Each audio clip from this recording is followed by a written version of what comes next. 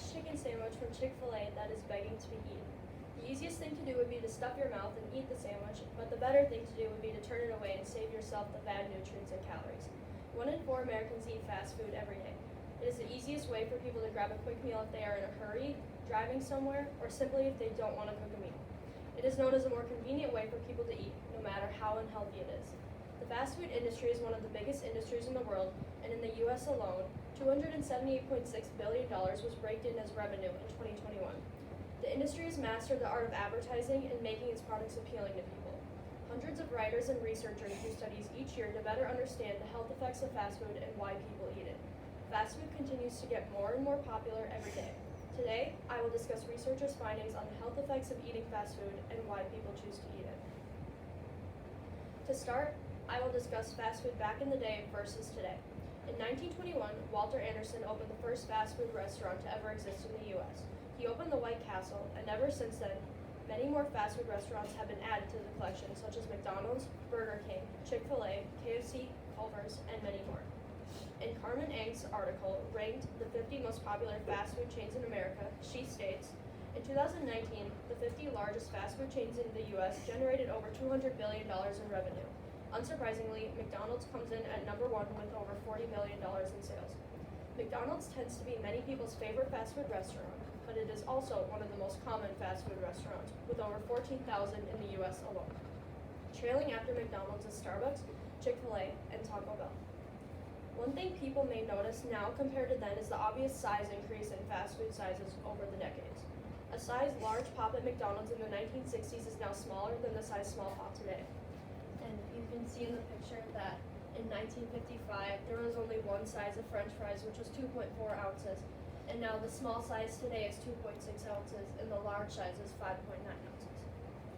In Colin D. Rem and Adam Jernowski's article, Trends in Consumption of Solid Fats, Added Sugars, Sodium, Sugar-Sweetened Beverages, and Fruit from Fast Food Restaurants and by Fast Food Restaurant Types among U.S. children, children's diets consist of. While fast food restaurants contributed an average of 14.1% of energy to the children's diets aged 4 to 19 years, they accounted for 17.9% of solid fats, 10.4% of added sugars, and 15.9% of dietary sodium.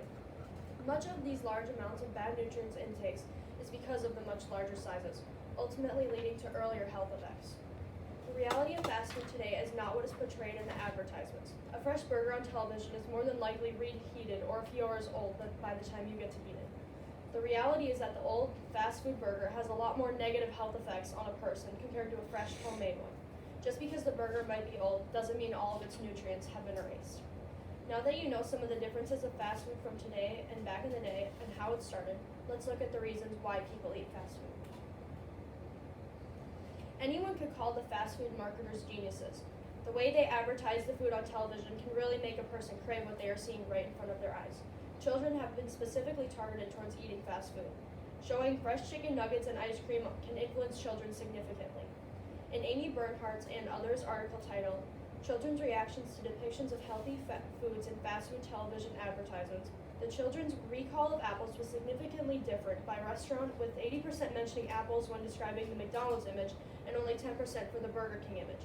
Conversely, although French fries were not featured in either image, 81% recalled French fries after viewing the Burger King advertisement. The convenience of fast food can also greatly impact adults. The convenience comes from things like after a hard day at work, an individual is too tired to make food, a family is on a road trip and needs to make a pit stop, or healthy food is just too expensive. Typically, when fruits and vegetables are more expensive than fast or junk food, people will consume more unhealthy food, leading to obesity and a higher body mass index.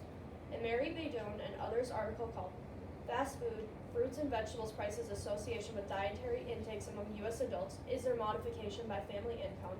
She states, in addition, several recent studies suggest that food prices are significantly associated with body mass index and/or obesity status among children, adolescents, and adults, suggesting that increasing prices of fast food and/or reducing those of fruits and vegetables may lower body mass index and/or the rates of obesity in various age groups.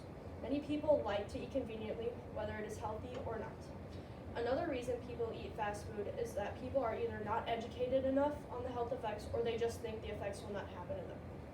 Almost all fast food advertisements show relatively skinny and healthy adults and kids So why would a person think that the fast food is going to cause them health issues when it is not causing any health issues for the person on the television screen? Now that we know why people eat fast food, let's look at some of the health effects.